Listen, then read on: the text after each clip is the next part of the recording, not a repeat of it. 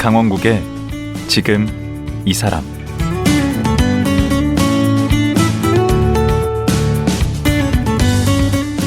안녕하세요. 강원국입니다.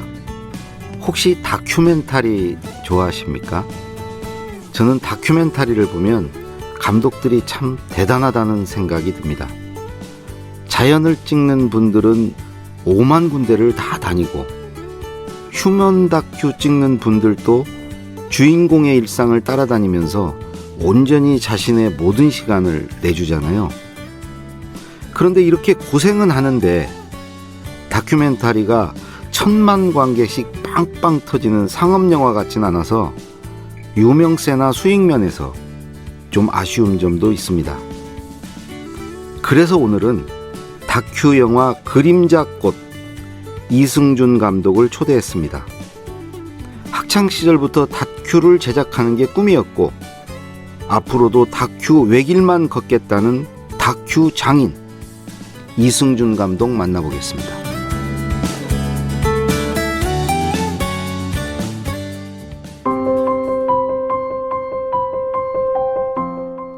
이승준 감독은 대학에서 동양사학을 전공했습니다.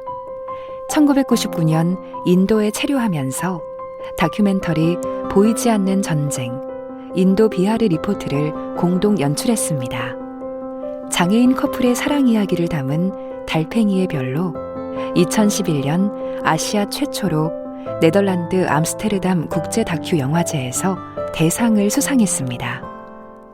세월호 참사를 다룬 부재의 기억으로 뉴욕 다큐멘터리 영화제 단편 부문 심사위원 대상과 한국 다큐멘터리 사상 최초로 2020년 제92회 아카데미 시상식 단편 다큐멘터리 부문에 수상 후보로 지명됐습니다.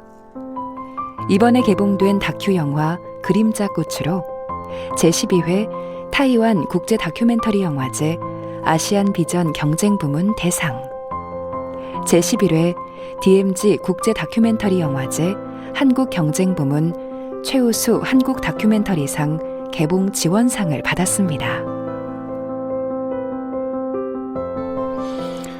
예, 안녕하세요, 감독님. 예, 안녕하세요. 이승준입니다. 영화 찍으시는데도 이런 데 오면 약간 쪼시네요. 이게 대상이 되는 거하고 제가 이렇게 직접 만든 사람이 되는 레디 거하고. 고 하고 막 그럴 텐데 대장질 할 텐데 여기 오니까 아무래도 좀 쫄리죠? 떨려요. 기분 좋은데. 근데 앞에 그 프로필 소개 보니까 상복이 전부 상 받은 얘기밖에 없어요. 일단 운도 좋은 것 같고요.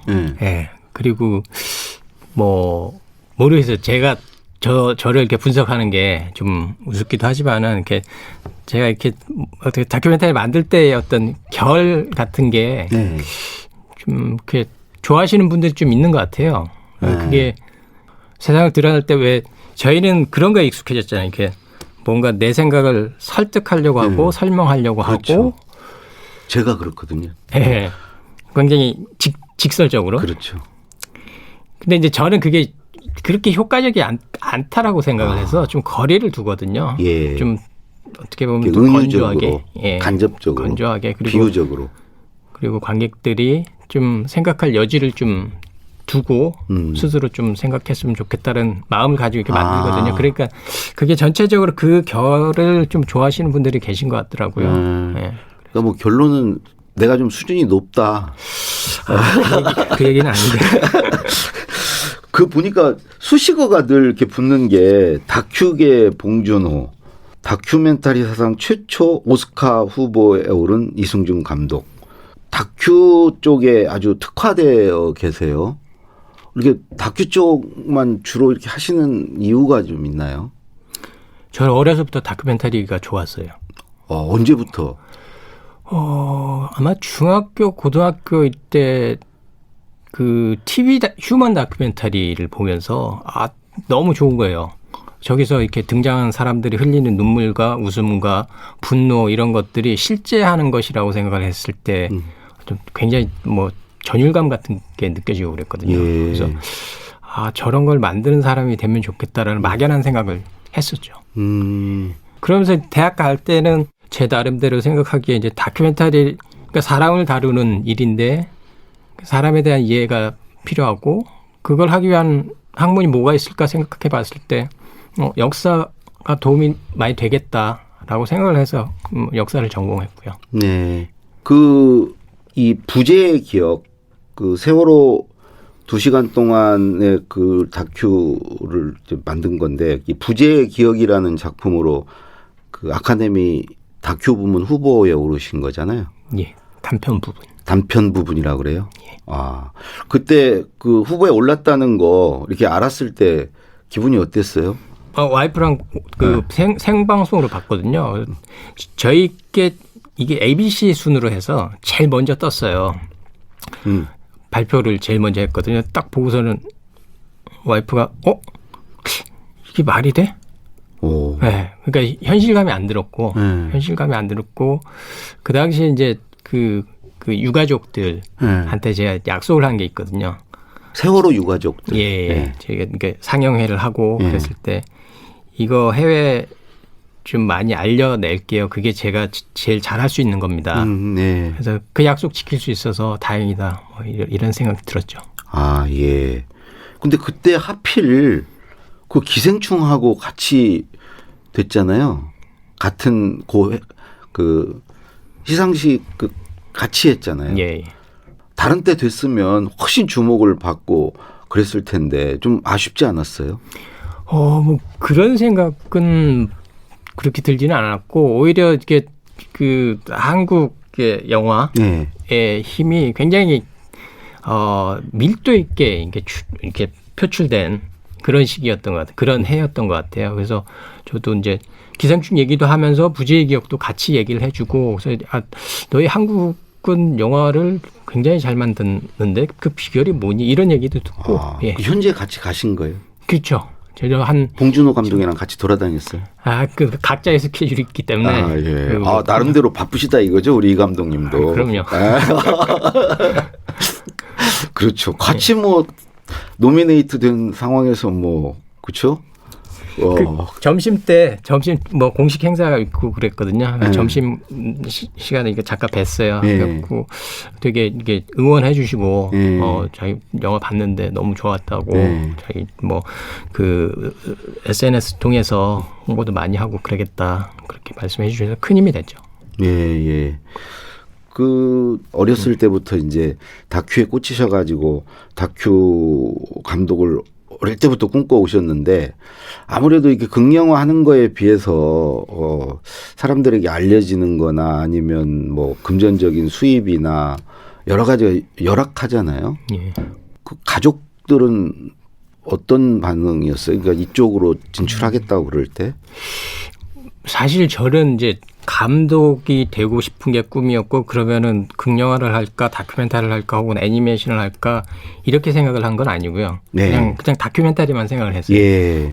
그래서 저한테 다큐멘터리가 중요한 거지 감독이 중요한 건 아니에요. 네.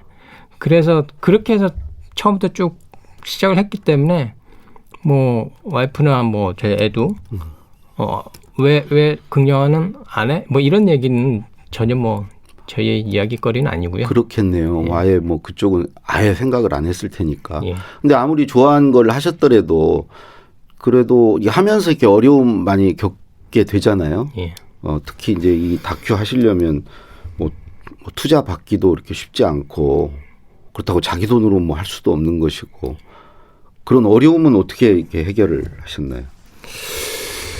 그 지난 날을 이렇게 돌아다 보면은 어떻게 여기까지 왔지 이런 생각 들 때가 좀 있거든요. 네. 그러니까 그다음에 이제 최근 몇 년은 성과를 보이면서 이제 제작 지원금 뭐 이런 것들도 많이 생겨서 그런 혜택을 받기도 했고, 근데 그 전에 저희 막 시작했을 때 그리고 시작하고 얼마 지나지 않아서 제가 어떨 때는 이제 한 어떤 케이블 채널에서 이제 PD 생활도 하고 그랬거든요. 아, 초기에는 그러셨어요? 그때 이제 휴먼 다큐멘터리 만들고 그때 제가 되게 못 벌었거든요.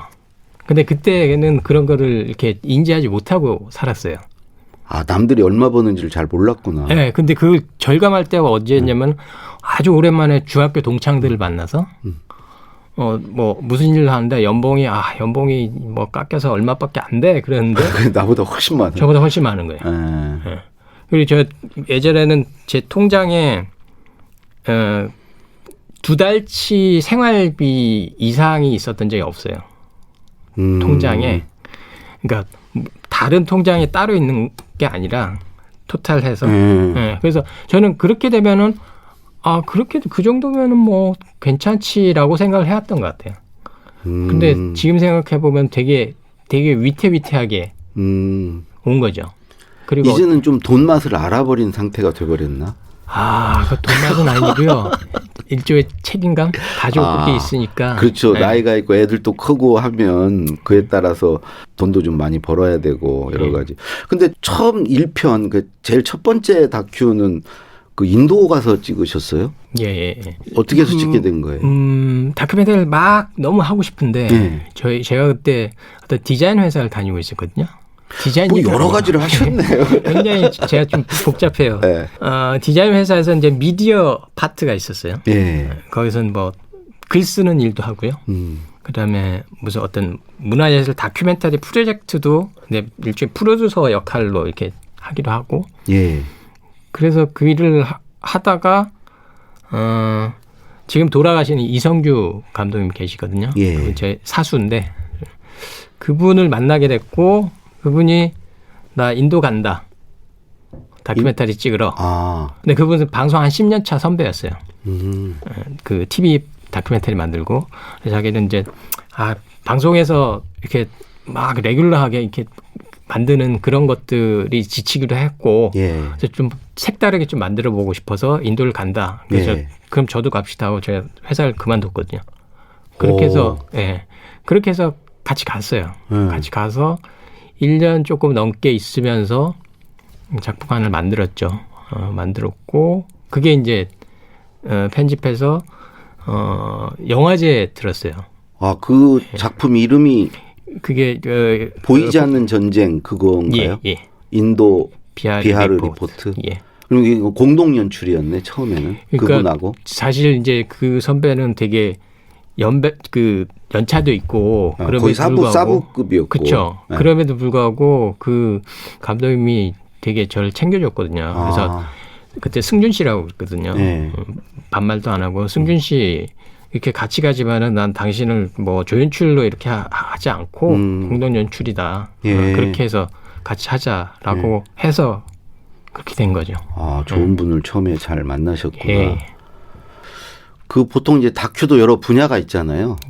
뭐 휴먼 다큐도 있고 뭣도 있고 뭣도 있는데 감독님은 어디에 속하는 거예요?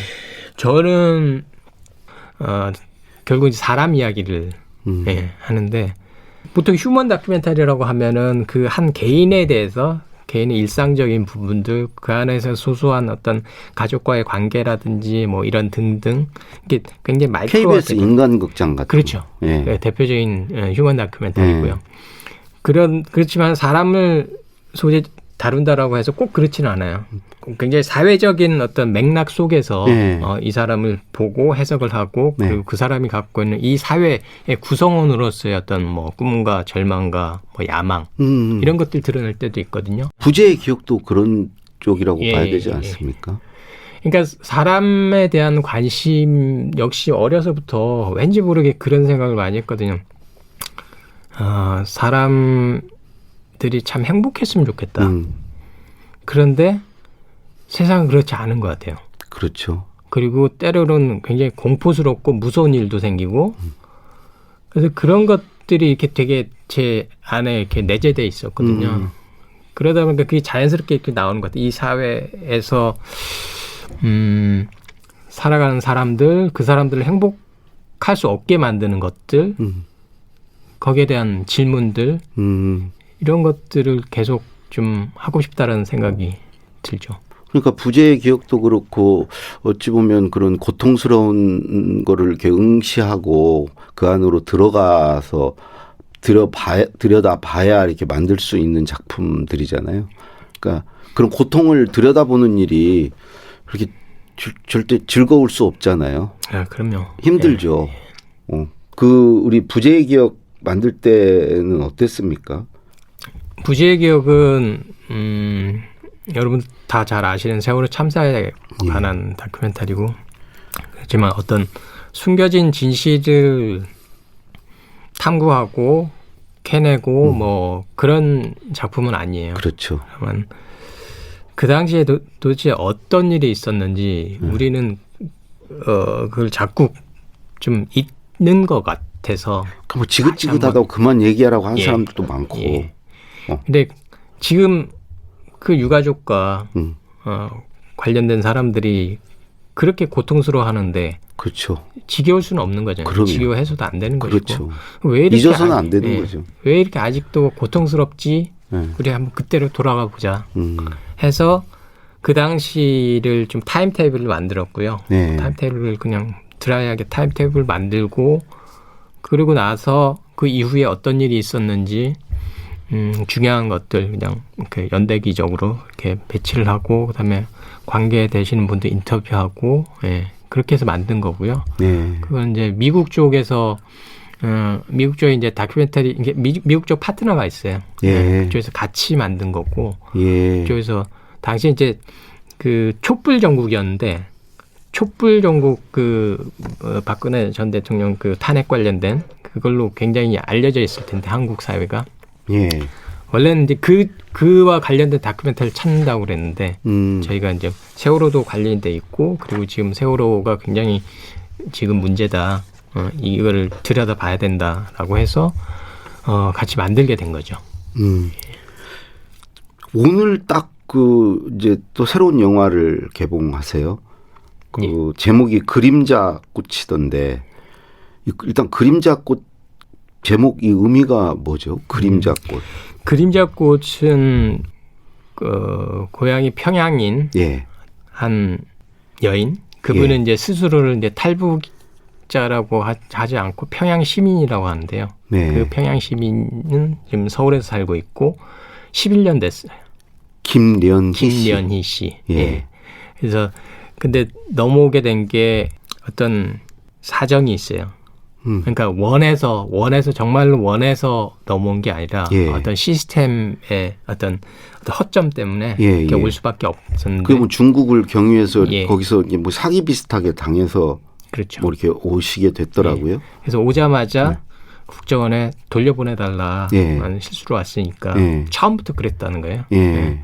근데 안 돌려보내주죠. 예. 예. 그러고 나서의 어떤 이야기들, 그래서 그녀의 뭐 투쟁도 있고, 그녀의 어떤 일상도 있고, 그다음에 집에 평양에 살고 있는 남편과 딸 이야기도 있고요. 그에 대한 다큐멘터리입니다. 언제부터 언제까지 얘기해요? 2015년 8월에 촬영을 시작했고 2019년 9월에 끝냈어요. 예. 그러면 이게 지금 굉장히 꽤 오랜 시간을 4년. 만드신 거네요. 예. 근데 19년에 제작이 완료됐다고요? 예. 근데 개봉은 왜 이제 오늘 하는 거죠? 2019년 겨울, 그러니까 11월 이때 이제 영화제에서 이렇게 오픈을 하고요. 예. 그다음에는 영화제를 좀 이렇게 돌아다녀야 되는 시기예요. 아. 그래서 이제 아까 그 오스카 갔다가 사실 이 영화를 가지고 또 뉴욕에 이제 영화제도 갔었거든요. 아. 근데 그게 마지막이었죠. 그다음에 코로나 때문에 영화제들이 다 온라인으로 바뀌고, 그리고 국내 상황이 개봉 상황이 너무 안 좋았던 거예요. 코로나 때문에. 아. 그래서 원래 극장 개봉이 예정돼 있던 작품들도 계속 미뤘어요. 그러니 저희도 미룰 수밖에 없었죠. 와, 저는 이거 예고편만 봤는데 소재가 참 특이한 것 같아요. 예고편 한번 듣고 갈까요? 예.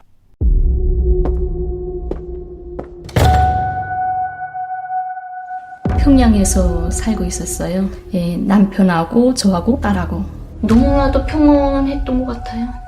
그래서 안정된 가정이었죠. 난 부록한데 서가서 북의 요건을 빼앗기고 안 오겠다고 아무리 그랬지만 끝내 도망칠 수 없이 여기 잘못돼서 온 사람이다. 난 고향에 보내달라. 그걸 믿지 않는 거죠. 너 간첩 임무 받고 왔지. 대한민국 국민으로 살겠다는 서약서 한 장만 써라. 너 그거 쓰지 않으면 죽을 때까지 여기서 나갈 수가 없다. 미쳐도 곱게 미쳐. 탈북자 아닙니다. 너왜 탈북자라고 평양 그래? 시민이에요. 평양 시민. 이거 보여달라면 어떻게 내쫓을 수 있어? 한 번만 내 고향 사람 한 번만 만날게요. 여보마, 우리 딸 너무 보고 싶다. 엄마, 나 많이 있고, 엄마. 엄마, 제발 건강하고 나오라요. 예고편을 들으니까 더 궁금해지는데요.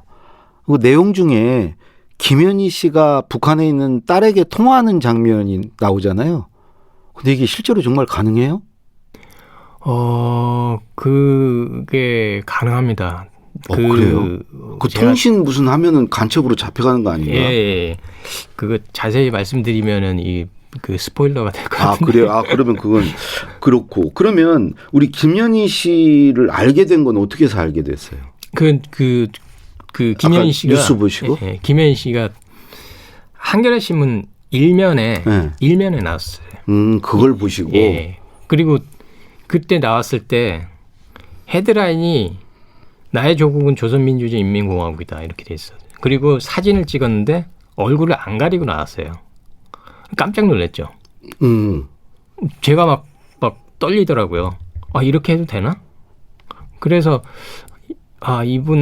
이분을 꼭 만나봐야 되겠다라는 생각을 하게 됐죠. 그래가지고 이제 다큐멘터리 찍자고 제안을 했고 그분이 이제 받아주신 거네요. 예. 이게 포스터 부제에 보니까 그대가 이곳에서 피지 않기를 이게 핀다는 게 이제 꽃을 의미하는 것 같은데 이곳 말고 그러면 저곳인 것 같은데 북녘 쪽인 것 같은데 그러니까 이제 북쪽으로 고향으로 다시 돌아가기를 바란다는 의미이신 것 같아요. 예. 근데 그 돌아갈 수가 있나요 현재? 이게 당국에서 계속 그런 얘기를 하거든요. 네. 이게 대한민국 국민이 됐기 때문에 대한민국 국민을 적국인 북한에 돌려보낼 수 있는 법은 없다. 네. 예. 그런데 이제 그랬던 적은 있어요. 있어요? 네, 93년 김영삼 정부 때 이인모 씨. 그죠, 이인모 씨. 있고요. 2000년에 한 63명 정도 또 비전향 장기수 분들 돌려보냈고요. 그때도 법으로 보낸 건 아니에요. 법으로는 불가능해요. 그럼 대통령의 어떤 특별 무슨 정치적인 판단, 정치적인 해결했죠. 어. 그리고 그게 어떻게 돌려보내졌냐면은 방북 승인을 해줬어요. 장기로. 그러네. 그러니까 법적으로는 뭐냐면요, 이렇게 갔는데 안 돌아오는 거예요. 근데 그러네. 어쨌든 정치적인 어떤 결단으로 보내진 거죠. 그럼 지금 어떻게 사세요, 김현희 씨? 김현희 씨 사실 최근에 한 2, 3개월 전에 간암 판정을 받아서 그래요? 이제 수술을 했어요. 다행히 이제 수술은 잘 됐고 그래서 그거 치료 계속 하고 있고요. 그렇다고 지금 돌아다니지 못하고 그런 건 아니고 저희 이제 극장에 이제 관객들하고 한테 인사하러 다니고 그럴 겁니다. 그럼 그분께서 그동안 이제 꽤 긴 시간인데 북으로 돌아가기 위해서 무슨 어떤 노력들 이런 것들을 하셨나요? 일단 주변에 이제 김현희 씨 송환을 도와주시는 분들이 계시고 그분들과 같이 이제 정부에 어떤 탄원서도 내고요. 인권위에도 탄원서 내고 그다음 통일부에도 내고 그다음 기자들하고 인터뷰하고 BBC나 CNN 같은 외신하고도 인터뷰를 많이 하고 그다음에 유엔 유엔에서 서울을 한번 온 적이 있어요. 그 북한 인권 관련된. 네. 근데 그때도 이제 이분한테 이제 김현희 씨도 면담을 했어요.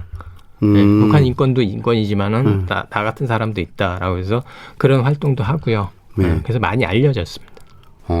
그러면 이번에 이제 이 그림자권 만든 어떤 취지에 이분이 좀 그렇게 해서 좀 송환이 되는데 좀 도움이 됐으면 좋겠다 하는 감독님 생각도 좀 담겨 있겠네요. 물론이죠. 예. 그러니까 이게 아마 불편하신 분도 분명히 계실 거라고 생각을 해요. 많을 것 같은데요.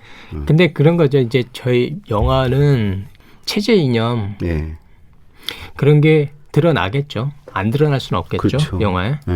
근데 결국 중요한 거는 주인공은 나는 내 가족과 같이 살고 싶을 뿐이고 내 가족이 있는 곳으로 돌아가고 싶을 뿐입니다라는 얘기를 해요. 거기에서 그럼 실정법적으로 아니면 뭐 체제와 어떤 뭐 그런 이념에 문제가 있다라고 하면은 그러니까 어떤 게 먼저라는 거죠. 이걸 풀어줄 수 있지 않느냐. 좀 통 크게 통 크게 좀 풀어줄 수 있지 않을까 이런 생각을 좀 해줬으면 좋겠다는 생각을 합니다. 그 이제 오늘 개봉인데 여러 군데에서 합니까? 개봉관은 좀 많이. 정확한 숫자는 모르는데요. 예. 그래도 전국 개봉이기 때문에 일반 극장들에서 어렵지 않게 찾으실 수 있습니다. 보통 다큐는 몇만이 들으면 흥행에 성공하는 게 되나요? 다큐멘터리 10,000 넘기 힘들어요. 10,000 넘기가? 제가 출연했던 노무현입니다는 많이 들었는데. 그런 다큐멘터리들이 좀 있는데 아주 대부분은 제가 볼 때는 이거 많이 들 것 같은데 엄청 소재 자체가 아주 새롭고 재밌던데. 모르겠어요. 지금 뭐 정치권이 워낙 재밌어가지고 그거 보느라고 뭐 어떨지 모르겠지만 정치권 그 이야기로 좀 머리가 아프시면은 극장 오시면 좋을 것 같아요. 예, 그럼 마지막 질문. 이승준 감독에게 다큐란 뭐다? 저한테 다큐란 세상에 대해서 끊임없이 질문을 던지는 것. 참신하진 않네요. 예. 오늘 정말 말씀 감사하고요. 정말 얘기 나눠보니까 아주 다큐에 평생을 걸었다. 정말 다큐 장인이다 하는 생각이 들고 뭐 힘들긴 하시겠지만 이 길로 계속 가시면서 정말 대박도 나고 사회적 반향도 좀 크게 일으키는 여러 좋은 작품들 많이 하시기 바랍니다. 오늘 나와주셔서 감사합니다. 예, 감사합니다. 다큐 영화 그림자꽃을 제작한 이승준 감독을 만나봤습니다.